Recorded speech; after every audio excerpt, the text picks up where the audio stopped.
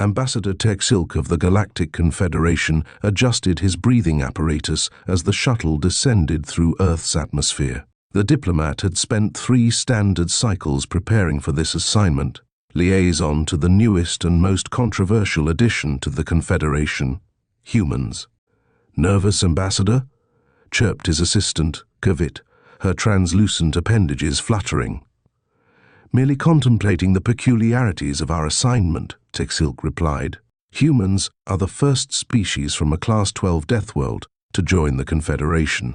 Death World was the classification given to planets with extreme environmental conditions and aggressive fauna that would kill most sentient species within hours of arrival. Earth, with its crushing gravity, corrosive atmosphere, extreme temperature variations, and predatory megafauna, had been classified as particularly hostile. "I've studied the briefings," Kavit said. "Their resilience is remarkable. They evolved alongside apex predators, survive in environments ranging from -50 to +50 degrees Celsius, can endure days without water, and their skeletal structure can withstand impacts that would liquefy most sentient species." Texilk's breathing sacs inflated with concern. "Yes, yet the most perplexing aspect is that the humans themselves seem terrified of a particular region of their own planet." "Florida," Kavit pronounced carefully. "Our diplomatic assignment." "Indeed. The human representative specifically requested we visit to understand humanity better. Yet their own population speaks of this Florida with a mixture of fear and fascination." The shuttle communication system crackled. "Ambassador Texilk, we're approaching Tampa International Spaceport. Welcome to Earth. Welcome to Florida." The human diplomatic team that greeted them at the spaceport was led by Dr. Maria Chen, Earth's Assistant Undersecretary for Extraterrestrial Affairs. "Ambassador Texilk, we're honored by your visit," Dr. Chen said, extending her hand before quickly retracting it, remembering the cultural briefing about the Xilaxian aversion to direct contact. "The honor is ours," Texilk responded with a ceremonial bow. "Though I admit curiosity about your choice of location, our cultural attaché noted that even among humans, Florida has a distinctive reputation." Dr. Chen's laugh was light but tinged with what Texilk's emotional translator registered as knowing apprehension. "That's precisely why we brought you here," she said. "To understand humans, you need to understand what we consider extreme. Florida is our stress test for normalcy." The briefing room at the spaceport contained several other human officials and a holographic display of the Florida Peninsula. "Florida exists in a state of controlled chaos," Dr. Chen explained. "It's where our natural world collides with human ingenuity, stubbornness, and occasionally profound lapses in judgment. The peninsula experiences extreme weather, hosts invasive species from across our planet, and attracts both our most brilliant minds and our most creative personalities." Texilk's translator struggled with the diplomatic undertones of creative personalities. A man in a khaki uniform stepped forward. "I'm Ranger Steve Bartlett from the Florida Wildlife Commission. I'll be your guide for this trip." He gestured to the hologram. "Ambassador, what you need to understand is that Florida is where even humans feel like they've landed on an alien planet." Ranger Steve pulled up a series of images that flickered rapidly across the screen. Reptiles with rows of dagger-like teeth lurking in murky waters, humans grappling with enormous serpents, wind-bent trees beneath swirling clouds, and what appeared to be a human male attempting to purchase nutrient cylinders while transporting a juvenile apex predator in his upper limbs. "That last one was a man trying to buy beer with an alligator under his arm," Dr. Chen explained, noticing Texilk's compound eyes widening. "It made what we call the Florida Man news." "Florida, my man," Fit inquired. "A cultural phenomenon," Dr. Chen said with a sigh. "You'll understand soon enough. Their first expedition took them to a vast wetland ecosystem called the Everglades. The airboat skimmed across the water's surface, its propeller creating a deafening roar that made Texilk's sensory nodes retract defensively. "This here's alligator country," Ranger Steve shouted over the noise. "The American alligator is a living fossil, evolved over 200 million years ago and hasn't changed much since." Kavit's appendages trembled as she recorded data. Similar to the Drac predators of Nexus the Seventh, she noted, though those were eradicated during colonization. We don't eradicate them, Ranger Steve said with evident pride. We live alongside them. Sometimes, he added with a chuckle, a bit too closely. The airboat slowed as they approached what appeared to be a floating log, until the log blinked and revealed rows of serrated teeth.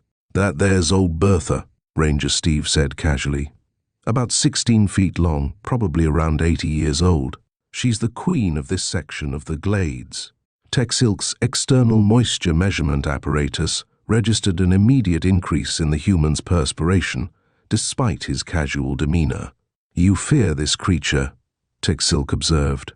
Respect, Ranger Steve corrected. Healthy respect is what keeps you alive in Florida.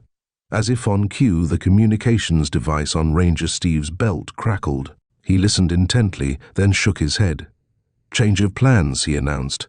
We've got what we call a Florida situation developing back in Tampa. Seems like a good educational opportunity. The Florida situation turned out to be a human male attempting to resolve a dispute with a commercial establishment using an unconventional method of persuasion.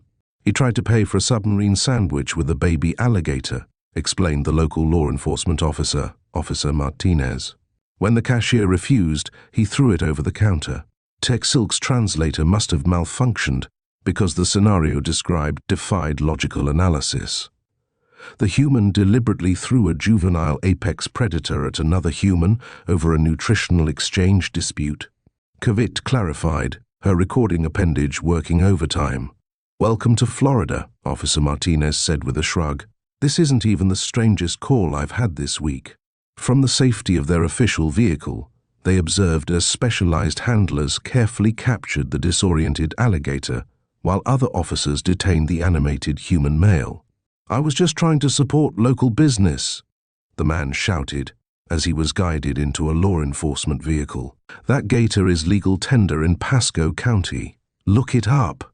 There is no such legal provision, Texilk stated with certainty, having thoroughly studied Earth's economic systems. Ranger Steve laughed. That's what we call Florida logic. It's not bound by conventional rules of reason. Their next 3 days were filled with similar incidents, each more bewildering than the last. A dispute between humans over territory rights to something called a parking space, resolved when one combatant released 6 domestic fowl inside the vehicle of the other. A human female attempting to traverse a commercial zone while balancing on wheeled footwear and simultaneously transporting 7 juvenile humans and a domesticated canine.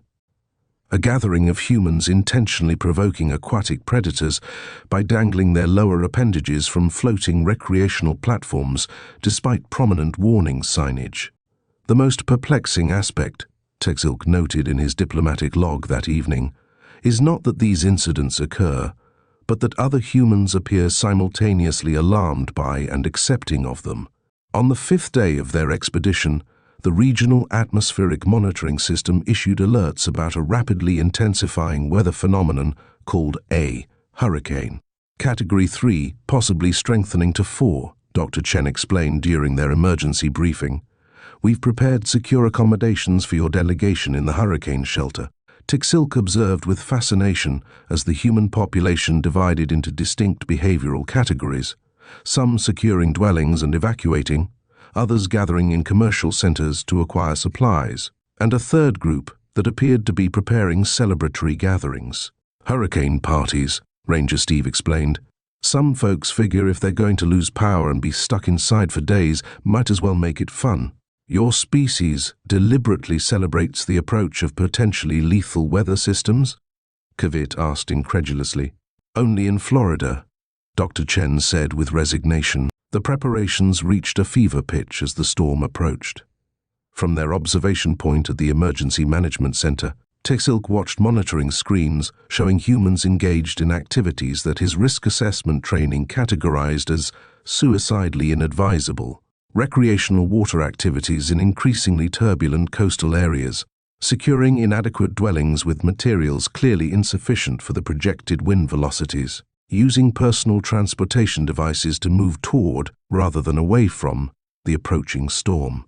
They call themselves storm chasers, explained a meteorologist. They want to experience the hurricane up close.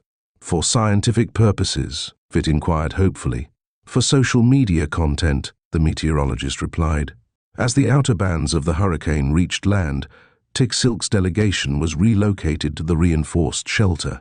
The structure trembled as wind speeds exceeded 120 Earth miles per hour, yet around them, humans played games, shared foodstuffs, and appeared almost celebratory. I don't understand, Tiksilk confessed to Dr. Chen as the building's illumination flickered. Your species evolved on this death world, developed technology to predict these lethal phenomena, yet some members deliberately increase their exposure to danger. Dr. Chen considered this while opening a container of preserved fruit. Florida isn't just a place, Ambassador. It's a state of mind. It represents humanity's paradoxical relationship with danger. We respect it, fear it, and yet something in our evolutionary psychology is drawn to it. After the hurricane passed, leaving surprisingly minimal destruction in its wake, their expedition continued with what Ranger Steve called invasive species management, specifically Burmese pythons in the Everglades. These snakes aren't native to Florida, he explained as their specialized vehicle traversed a partially flooded access road. They were introduced when pet owners released them into the wild. Now they're wreaking havoc on the ecosystem. The python hunt introduced Tiksilk to yet another Florida phenomenon, civilians volunteering to capture enormous constricting reptiles with minimal protective equipment. You permit untrained individuals to apprehend dangerous non-native fauna? Kavit asked, her translation implant struggling to maintain diplomatic neutrality. Permit? We encourage it, exclaimed their guide for this excursion, a weathered human who introduced himself only as Python Pete. The state pays a bounty for each snake. Plus, you get to keep the skin. Python Pete proudly displayed images of previous captures, serpents longer than 3 adult humans arranged end to end. The practical demonstration proved even more alarming. Python Pete spotted a massive specimen sunning itself on a partially submerged log, leapt from the vehicle with minimal hesitation, and engaged in direct physical combat with the reptile. Tiksilk's respiratory sacs nearly seized as he watched the human and snake wrestle in shallow water. After several minutes of struggle, Python Pete emerged triumphant, holding the restrained serpent aloft, while sustaining what appeared to be multiple minor injuries. Got her, he declared jubilantly. That's a 14-footer if I ever saw. Your epidermis is breached in multiple locations, Tiksilk observed with concern. Our medical database indicates that your world's biosphere contains numerous infectious agents. Just scratches, Python Pete dismissed. The real danger's if they get wrapped around you good. Had that happen last summer, 2 broken ribs and popped a blood vessel in my eye. Yet you continue this activity, Kavit asked. Course I do. It's Florida. If the gators, hurricanes, sinkholes, lightning or brain-eating amoebas don't get you, something else will try. Might as well have fun with it. Their diplomatic itinerary next led them to one of Florida's most bewildering cultural institutions, the theme park complex near Orlando. These facilities deliberately induce fear responses for recreational purposes. Tiksilk asked as their transport approached the towering structures. Roller coasters, haunted houses, simulation rides, they're all about controlled fear, Dr. Chen confirmed. The human brain releases adrenaline and dopamine. It's exhilarating.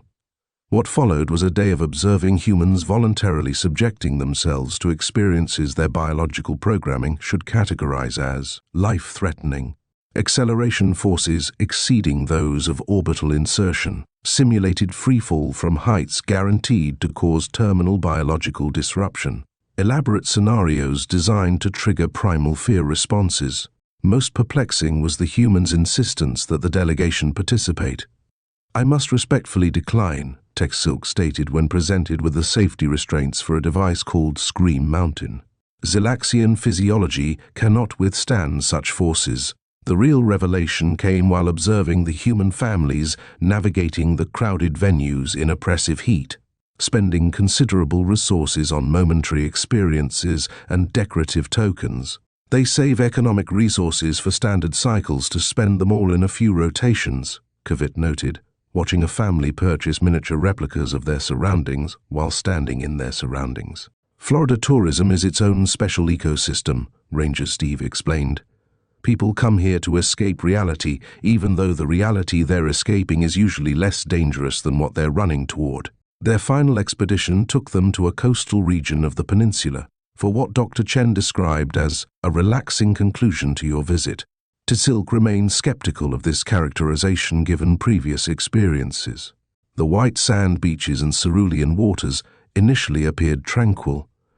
Humans engaged in relatively reasonable recreational activities, absorbing solar radiation while coated in protective chemicals, immersing themselves in the saline waters, and consuming frozen carbohydrate solutions. Then the screaming began. "Shark! Shark!" came the cry from the water. Tsilk observed with horror as humans fled the water while emergency responders rushed toward the apparent predator incursion. Expecting scenes of aquatic carnage, he was confounded when the humans instead formed a protective perimeter around the marine predator.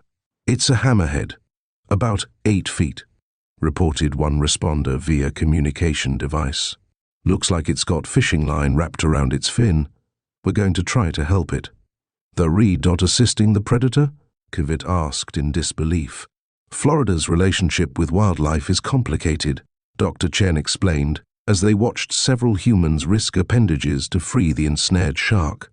"We fear them, respect them, sometimes do incredibly stupid things around them, but ultimately, we consider them part of what makes this place special." As if on cue, a commotion erupted further down the beach. A human attempting to transport what appeared to be a juvenile marine mammal in a recreational water container. "Is that man trying to steal a baby dolphin?" Dr. Chen exclaimed. "Florida Wildlife Commission!" Ranger Steve shouted, sprinting across the sand with surprising speed for his size. "Sir, return that animal to the ocean immediately." "But it looked hot," protested the human as he was intercepted. "I was just giving it a ride in my cooler." Tsilk's translator struggled with the idiomatic expression, but the diplomatic implications were clear. Even among humans, some behaviors exceeded acceptable parameters. On their final evening, the diplomatic team hosted a reception at a facility constructed on stilts extending into the Gulf of Mexico. As bioluminescent organisms illuminated the waters below and flying insects collided with protective force fields around the lighting fixtures, Tsilk prepared his concluding remarks. "Representatives of Earth," he began formally, "our expedition to your Florida has been most educational." The human delegates exchanged glances that Tsilk's emotional translator registered as nervously amused.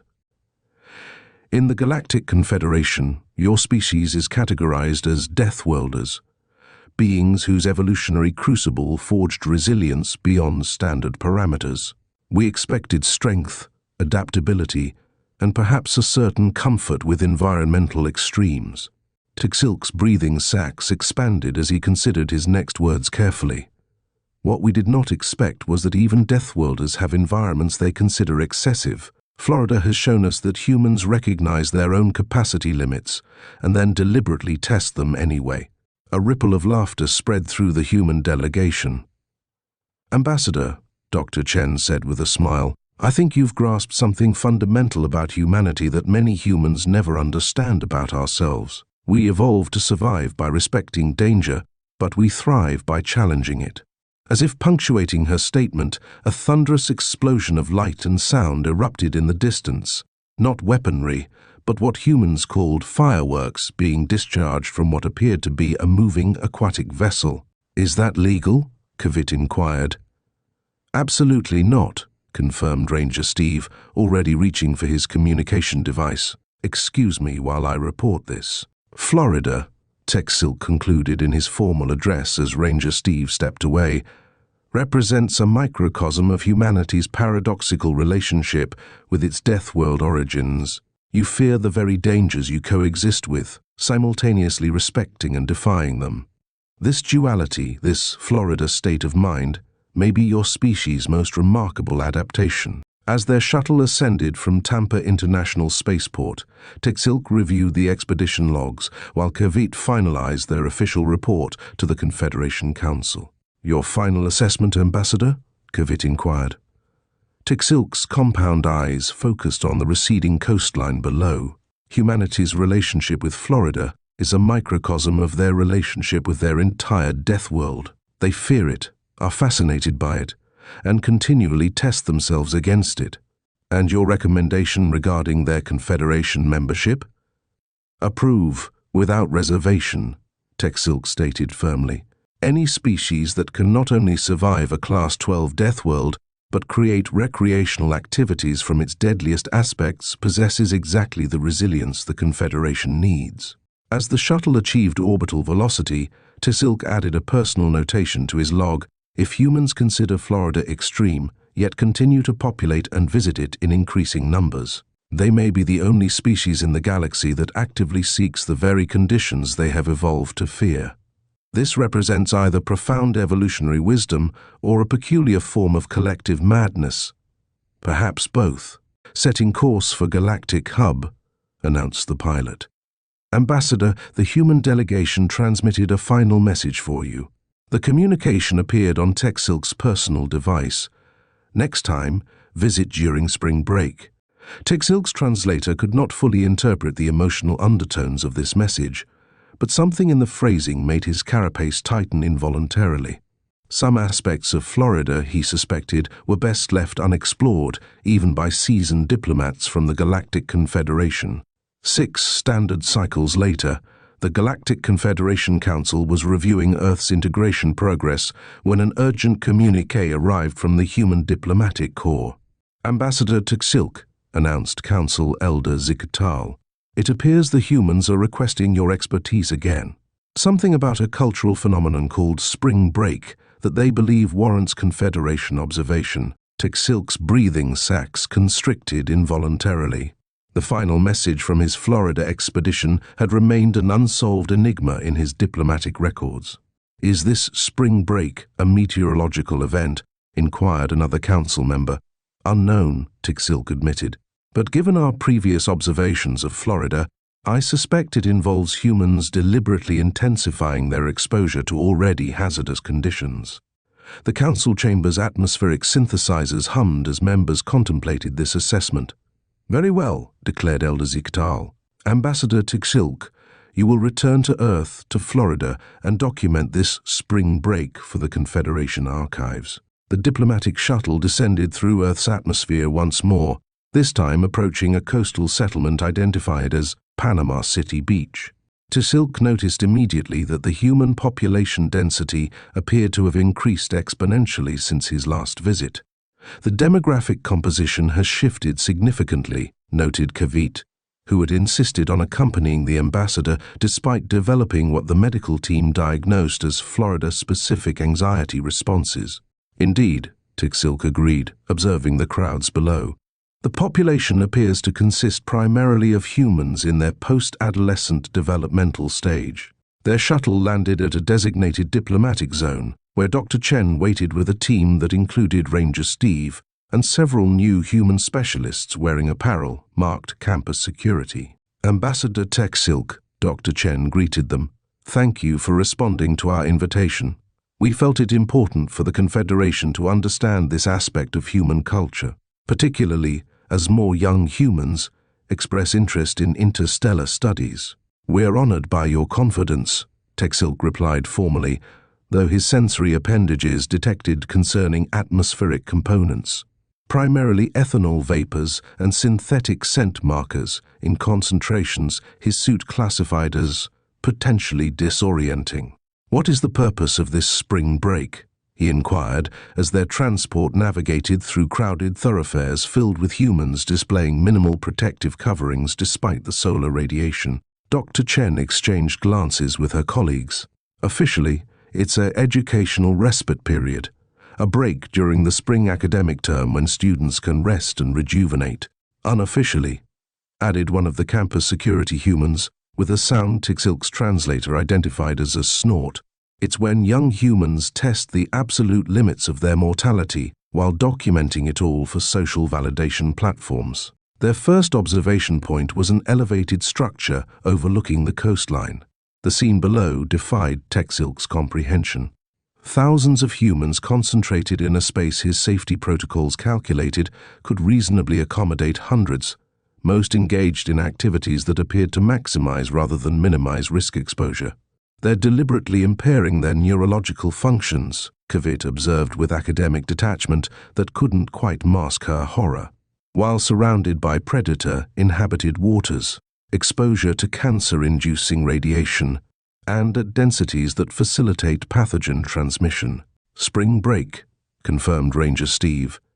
This is actually tame compared to what we'll see later. TechSilk's attention was drawn to a particularly perplexing ritual occurring on a floating platform just offshore. Humans were gathered in a circular formation, chanting rhythmically as two of their number appeared to grapple in the center. "What combat ritual is this?" he inquired. "That's a yacht party with a gelatin wrestling competition," explained one of the campus security humans. "The gelatin is completely non-nutritive. They're just fighting in it for entertainment, while floating on water that contains multiple apex predators," Kavit added faintly. "The sharks generally stay away from all the noise," Ranger Steve assured her. "It's the alcohol-related drownings we worry about." As if summoned by his statement, a commotion erupted nearby as emergency response humans extracted a disoriented spring breaker from the water. "Tried to swim to the third sandbar," explained a lifeguard. "They never account for the rip currents. Yet, they continue this behavior despite observing the consequences," TechSilk inquired. "Ambassador," Dr. Chen said carefully, "what you're witnessing is an evolutionary paradox we haven't fully explained ourselves. Each generation appears compelled to test the same boundaries as their predecessors, despite abundant documentation of the results." Their observation continued at a towering temporary dwelling structure humans called a resort hotel. TechSilk's cultural database had prepared him for human architectural innovations, but not for how they utilized these spaces during spring break. "Please note," instructed Dr. Chen as their transport approached, "the humans suspended between structural extensions." TechSilk's compound eyes focused on the scene. Humans had created improvised harnesses to dangle themselves between protruding platforms several dozen meters above solid ground. "This is what we call balcony hopping," explained a local law enforcement officer who had joined their delegation. "Every year we try to prevent it. Every year they find new methods. The mortality risk is considerable," Kavit noted, her appendages trembling. "Which appears to be precisely the attraction," TechSilk observed. "This behavior is consistent with our Florida findings. Humans deliberately engaging the very dangers they have evolved to fear."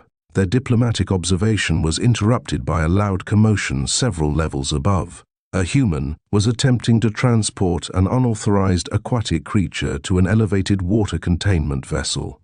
"Is that individual attempting to relocate a marine mammal to their bathing receptacle?" TechSilk inquired, incredulous despite his previous Florida experiences. "Worse," sighed the law enforcement officer, already moving toward the emergency stairwell. "That's a juvenile bull shark. They must have caught it from the pier." "But bull sharks are among the most consistently aggressive shark species," Kavit protested, her xenobiology training apparently offended by the scene unfolding above. "Welcome back to Florida," Ranger Steve said with a resigned shrug, as the planetary rotation cycle shifted toward darkness. Their expedition moved to what Dr. Chen described as perhaps the most incomprehensible aspect of spring break, the mass gathering ritual called a beach concert. From their secured observation platform, TechSilk witnessed thousands of humans converging around amplified sound emanation devices. The acoustic pressure alone exceeded safety parameters for most Confederation species, yet the humans pressed closer to the sources, their bodies moving in synchronization with the audio patterns. "They appear to be experiencing neurochemical alterations," Kavit noted, her instruments registering elevated endorphin levels in the humans nearest their position. "Music is a powerful force in human culture," Dr. Chen explained, raising her voice to be heard. Combined with the social bonding, territorial compression, and mild dehydration, it creates a state humans find extraordinarily stimulating. What followed exceeded even TechSilk's expanded expectations for Florida behavior. As the sound patterns intensified, humans began propelling themselves above the collective using the combined appendages of cooperating groups, transferring their outer protective coverings to airborne trajectories. Consuming hydration fluids from shared receptacles passed through multiple appendages, forming elaborate pile structures of their own bodies despite the compression risks. The most remarkable aspect, TechSilk noted in his diplomatic log, is not the individual risk behaviors, but the collective nature of the risk assumption. They appear to enter a shared consciousness state, where normal safety protocols are suspended by mutual agreement. The situation escalated when precipitation began falling, a mild meteorological event that should have prompted shelter-seeking behavior, but instead appeared to intensify the humans' excitement. They're celebrating the increased risk of electrical discharge phenomena, Kavit observed incredulously as lightning illuminated the gathering. Mud dancing, confirmed Ranger Steve with resignation. This is why we briefed you on human hospital protocols earlier. Their expedition's climactic event was not on the official diplomatic itinerary. It began with an emergency communication to Ranger Steve during their observation of a relatively subdued human ritual called a seafood festival. "We've got a situation," he informed the delegation after receiving the message. A group of spring breakers apparently borrowed 3 airboats and are currently being pursued through the Everglades. "At night?" Dr. Chen asked with evident alarm. "During alligator mating season," Ranger Steve confirmed grimly. Protocol dictated that the diplomatic delegation remain at secure locations during emergency operations, but TechSilk invoked his Confederation authority to observe what he classified as essential cultural data. Their transport followed emergency vehicles to the Everglades access point, where multiple floating craft equipped with blinding illumination sources were being deployed. The fugitive humans are traveling without navigation systems through apex predator breeding territories with minimal illumination, Kavit summarized, her appendages quivering with what TechSilk recognized as a mixture of academic interest and existential dread.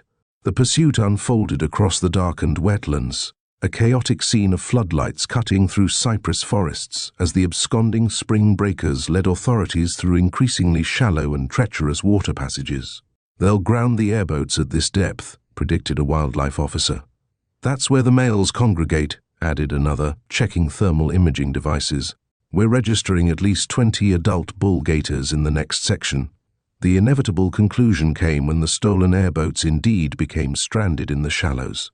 The rescue operation that followed involved specialized hovercraft deployed to retrieve the stranded humans, wildlife officers creating sonic perimeters to deter approaching predators, aerial support illuminating massive reptilian forms converging on the commotion, medical personnel preparing treatment for what they categorized as the usual spring break injuries. Most remarkable to TechSilk was the demeanor of the rescued humans. Far from displaying appropriate terror at their near consumption by ancient predators, they appeared disappointed that their adventure had concluded. "Worth it," declared one as he was guided into a medical transport. "Best spring break story ever." Even facing immediate biological termination, they categorized the experience as positive due to its narrative value, TechSilk noted in his diplomatic log. This represents either profound psychological dysfunction or extraordinary evolutionary adaptation. The Galactic Confederation Embassy in Orlando hosted the official debrief following the spring break observation mission. TechSilk found himself struggling to organize his findings into standard diplomatic categories. "Ambassador, your assessment?" prompted the Confederation Undersecretary for Human Affairs, joining via holographic projection. TechSilk's breathing apparatus cycled several times before he responded. "Spring break appears to be a cultural pressure release mechanism," he began carefully. "Humans, particularly those in educational development stages, deliberately compress multiple risk behaviors into a limited temporal period within an already hazardous geographical zone. But why? Pressed the Undersecretary. Confederation xenopsychology has no direct parallel, Tiksilk admitted. The closest approximation might be the Volta coming-of-age survival trials, but those serve clear evolutionary purposes. Spring Break appears to combine social bonding, status establishment, mate selection, and— He paused, struggling for the appropriate diplomatic terminology. And the deliberate violation of safety parameters as an end unto itself, he concluded. Dr. Chen nodded appreciatively. That's probably the most accurate external assessment I've heard. Spring Break is where young humans test boundaries, their own, each other's, society's and nature's. But you permit this, Kavit pointed out, despite documented negative outcomes. We regulate it, corrected Dr. Chen. We mitigate the worst risks. But yes, we permit it because it serves important developmental functions we don't fully understand ourselves. Tiksilk considered this as his compound eyes reviewed footage from their expedition. Humans celebrating survival of self-inflicted peril, forming social bonds through shared risk experiences, and testing the very environmental limits that their species had evolved to respect. Florida, he stated finally, particularly during Spring Break, represents humanity's most paradoxical relationship with their death world origins. They have evolved sophisticated risk assessment capabilities, yet deliberately short-circuit these systems for experiences that can only be classified as recreational danger. 2 planetary cycles. After Tiksilk's return from his Spring Break expedition, the Galactic Confederation Council convened to discuss human integration into interstellar society. The ambassador's Florida reports featured prominently in the deliberations. These findings are disturbing, declared Council Elder Vrex of the Taurian Collective. A species that engages in recreational endangerment may pose unpredictable risks to established Confederation protocols. I respectfully disagree, Tiksilk countered. What we observe as irrational risk-seeking behavior represents an evolutionary adaptation that may benefit the Confederation. The council chamber's atmospheric synthesizers hummed as members contemplated this assessment. Explain, commanded Elder Ziktal. Humans have evolved on a death world where cautious avoidance of danger would logically be the predominant survival strategy, Tiksilk elaborated. Yet they have developed a countervailing drive to deliberately engage with risk under controlled conditions. Florida, and particularly Spring Break, represents this tendency in its most concentrated form. Tiksilk activated a holographic display showing scenes from both Florida expeditions, humans wrestling invasive pythons, celebrating during hurricanes, navigating through predator-infested waters, and engaging in what his report classified as Spring Break behavior patterns. This duality, simultaneously respecting and defying their death world, has accelerated their development in ways our evolutionary models fail to predict, Tiksilk continued. They prepare extensively for dangers they then deliberately encounter. They develop safety protocols they then creatively circumvent. They fear precisely what they are most drawn to experience. The council chamber remained silent as the implications were processed. And your conclusion, Ambassador? Elder Ziktal prompted. The Confederation has historically avoided Deathworld species due to concerns about their evolutionary aggression, Tiksilk stated. What we failed to anticipate was that a species might evolve to treat danger as a resource rather than merely a threat. Humans don't simply survive their Deathworld. They have developed a recreational relationship with it. He gestured to a final holographic image, spring breakers celebrating sunset on Panama City Beach, unaware or unconcerned about the multiple environmental hazards his sensors had detected in that single frame. This capacity to transform mortal danger into entertainment, to forge social bonds through shared risk, to deliberately engage with rather than merely survive hazardous conditions, represents an evolutionary adaptation the Confederation has not encountered before, Tiksilk concluded. It may be precisely what we need for the challenges that lie beyond our explored regions. One standard solar cycle later, Tiksilk found himself addressing the first group of human exchange students at the Confederation's Central Academy. The humans, selected from educational institutions across Earth, showed the nervous excitement his emotional translator now recognized as characteristic of their species. As the first Deathworlders admitted to the Academy, Texilk began, you may find certain Confederation protocols unnecessarily cautious. This is to be expected, given the evolutionary differences between Earth and most Confederation worlds. A human female raised her appendage in the questioning gesture. Ambassador, we've been told there's an optional field study to the mist chasms of Xerxes Nyx. The briefing classified it as extremely hazardous with uncertain survival probability. Is that accurate? Texilk noted with interest that the human's biochemical indicators registered excitement rather than apprehension. The mist chasms contain atmospheric anomalies and indigenous life forms that can be disorienting or dangerous, he confirmed.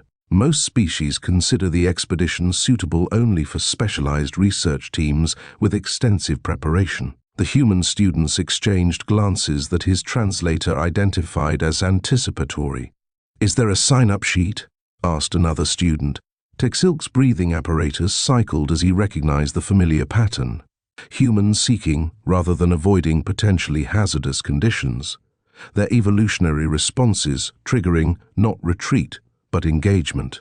The Academy administration anticipated your interest, he replied, with what humans would recognize as resignation. There is indeed a sign-up sheet, though I must note that the expedition has been modified to include additional safety measures specific to human physiological requirements. A collective sound of disappointment rippled through the human delegation. However, Texilk added, I have been authorized to inform you that an upcoming Academy research mission to study the plasma storms of the Cygnus. Reach will accept human volunteers. The environment there is classified as comparable to your Florida during hurricane season. The human's excitement registers immediately spiked, confirming Texilk's prediction. One request, Ambassador, said a human male wearing what appeared to be an educational institution covering emblazoned with University of Florida. Can we schedule the mission during our spring break? Texilk's compound eyes focused on the human, his translator detecting the familiar mixture of jest and genuine intent that characterized so many human interactions. The Confederation, he replied carefully, has established a special classification protocol for human activities during that temporal period. I believe the official designation translates approximately to Florida Protocol, enhanced monitoring required.